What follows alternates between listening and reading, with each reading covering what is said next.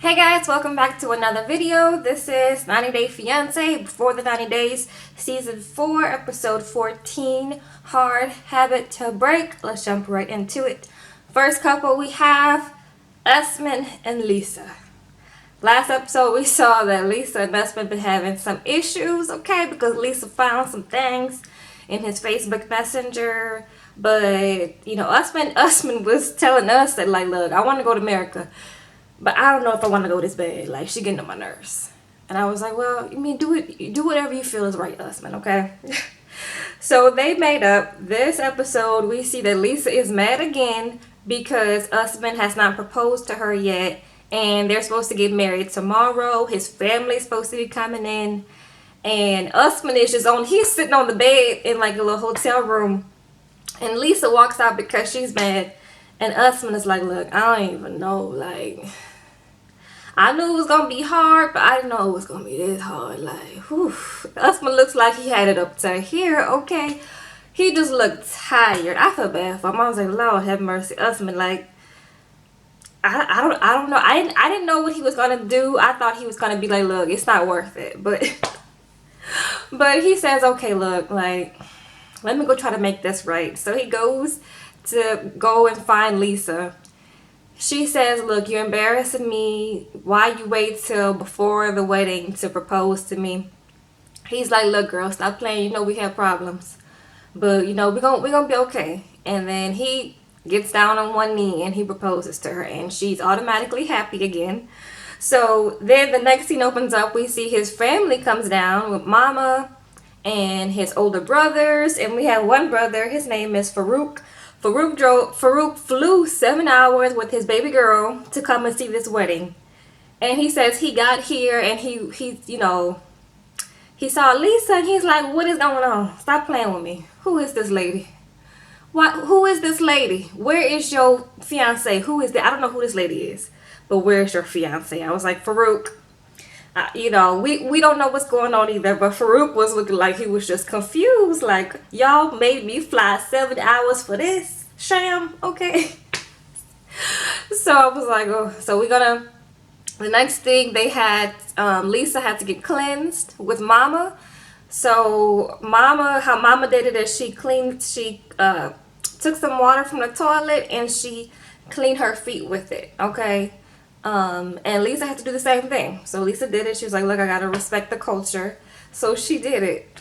After they did that, then they went to have dinner with Usman's older brothers, which he respects his older brothers. They're his elders and whatnot. So they go to have dinner with them. For some reason, Lisa thinks it's a good idea to ask his older brothers about their problems and to get their opinions on it. And so she brings it up. She's like, look, I want to ask you guys some opinions on like the issues that me and Usman have been having.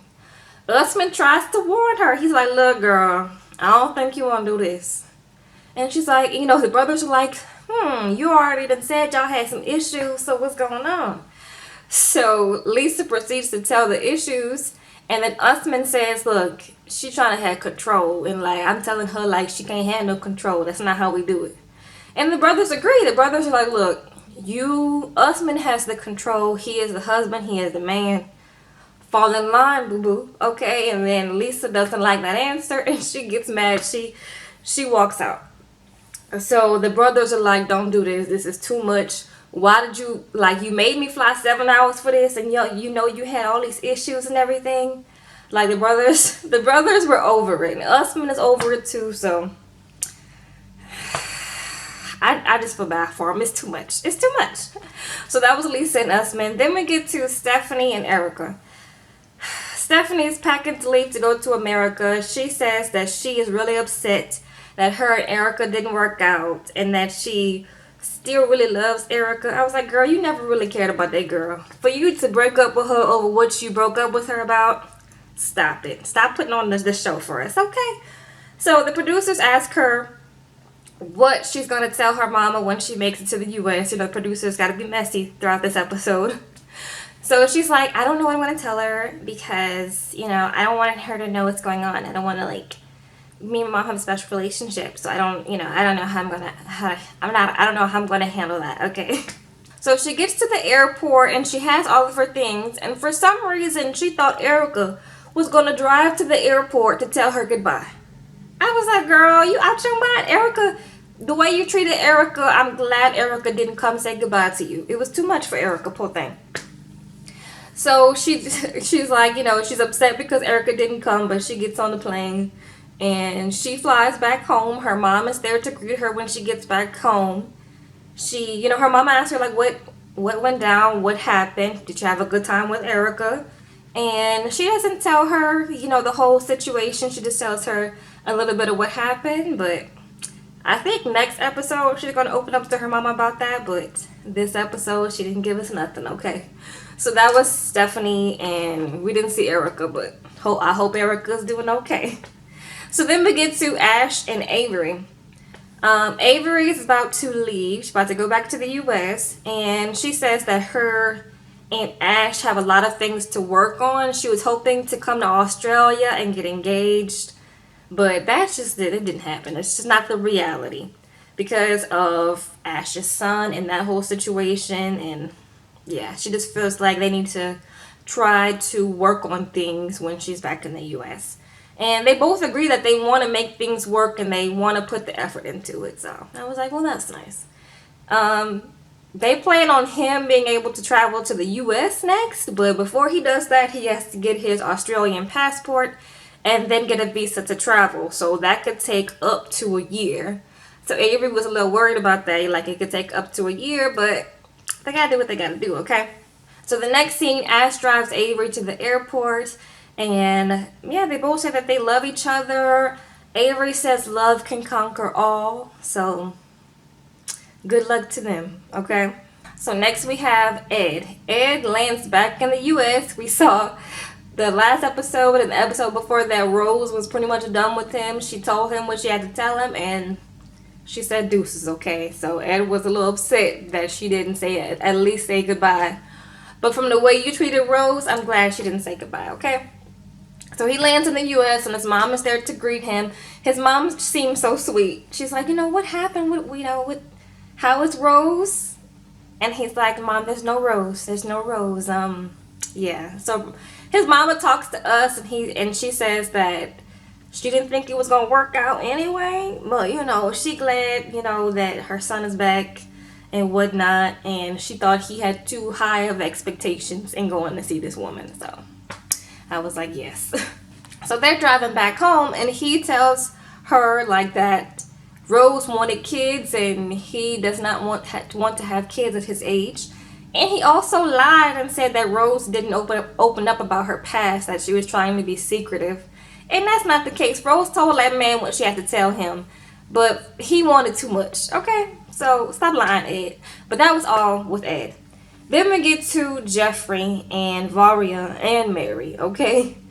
So we know that Varia had traveled to the U.S. to surprise Jeffrey. Whenever she got to Jeffrey's house, who was there? Mary, okay? And Mary is Jeffrey's friend who's been trying to get with him. And now Jeffrey is kind of giving her a chance, but now the situation is come to a head. So as soon as Jeffrey opens the door and Varia greets him, Mary's like, girl, who is this? Varia says, who is this? And they have like a back and forth between each other, and Varia was looking like she was about to fight. I was like, girl, you coming to this man's house and you about to fight this girl? Come on, Varia. But anyway, so Jeffrey and Varia decided to step outside to talk, and Jeffrey acts like he is so surprised. Varia is surprised that he moved on so quickly with Mary, and Jeffrey's like, why didn't you tell me you was coming? Varia says, look, I've been trying to communicate. I've been trying to text you, but you have not been texting me back. Jeffrey says, because I didn't want to have anything to do with you anymore. Like, you told me no, you didn't want to become my wife, so why would I even entertain the idea of still talking to you after that, okay?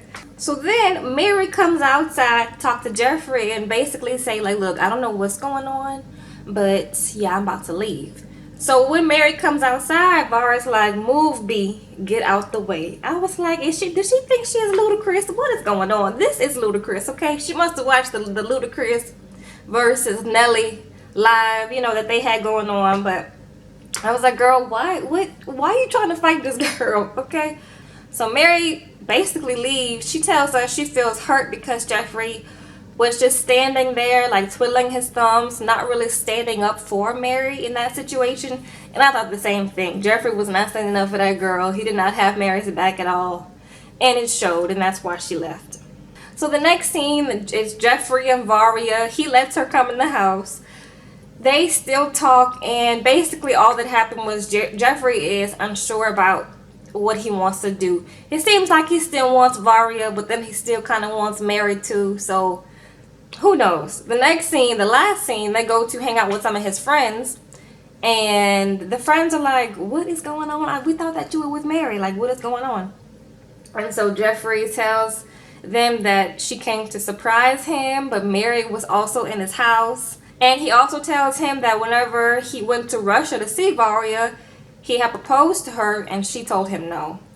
So these are like Mary's friends too, so they're not really here for Varia at all. And then, surprise, surprise, Mary shows up, okay? And they cut it right there. I was like, just when it was getting good, I want to cut it off. Okay, but anyway, so we're going to see that next episode. Then we get to David and Lana. So they go to a cafe, and I'm just still surprised that Lana is real. But they go to a cafe to talk on the translator app, okay? So when they get in there, he's just like staring at her. And she's just like, okay, this is uncomfortable. Okay, she just looks so uncomfortable. They have to use a translator app for like everything. So he's like, do you want anything? And she's like, okay, I'll have some coffee, when it gets translated and whatnot. Their little coffee date for the most part goes well. Of course, it was super awkward and super uncomfortable. In the confessional, the producers ask her how much money that David has sent her. And she's like, look, I'm not answering this. Next question, okay? The producers just being messy.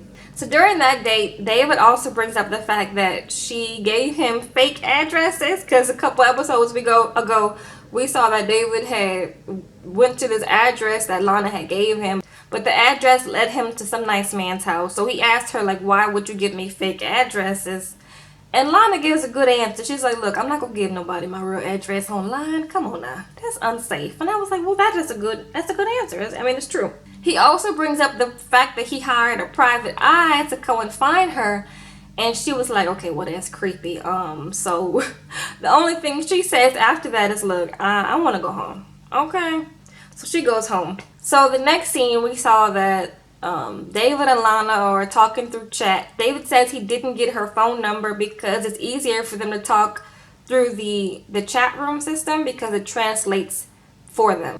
So David said that Lana forgave him, and she also agreed to go on a second date with him to go bowling.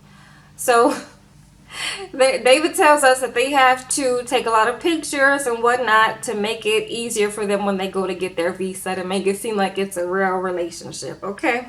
So whenever they meet up, they hug, and it's just so awkward seeing them hug. Lana's just sitting there Lana's in the hug like, okay, all right, that's enough, okay? So they make it to the bowling alley, and David comes up with this idea that, look, let's do a bet. Let's make a bet. And if I get a strike, then I'll get a kiss from you.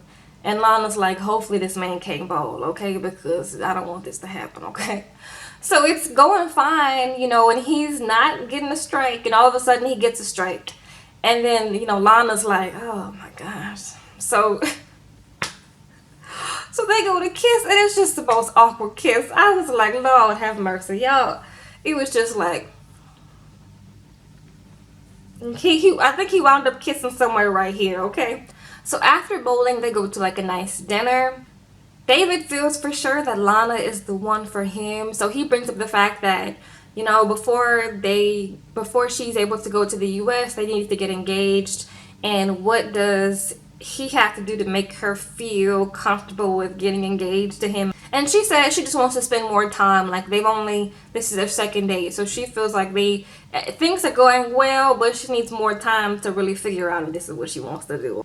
So before the date is up, he invites her back to the hotel, and she's like, no, No, sir. No, sir. And I was like, go ahead, Lana. So the last person we have is Darcy. So Darcy is riding with her sister Stacy, and they're talking about the future and leaving all the negativity and time in the past. They also talk about they're driving to go pick up some flowers and to go see the grave of their older brother who had passed away in his 20s. And they talk about how he was like their protector, and he would have never, let Darcy, let Tom, take advantage of Darcy and whatnot. And they really just share a nice moment of like the sisterly bond and the bond that they had with their brother. And it was nice to see like that softer side of Darcy and Stacy, and a little bit more into like their family and who they are as people. So that was nice to see. Anyway, that was it for this episode, you guys. Let me know what you thought of it in the comments below. I hope you guys are doing okay. We're almost at the end of May. Hasn't time just flew by? But anyways, I love you guys, and I'll see y'all in the next one. Bye.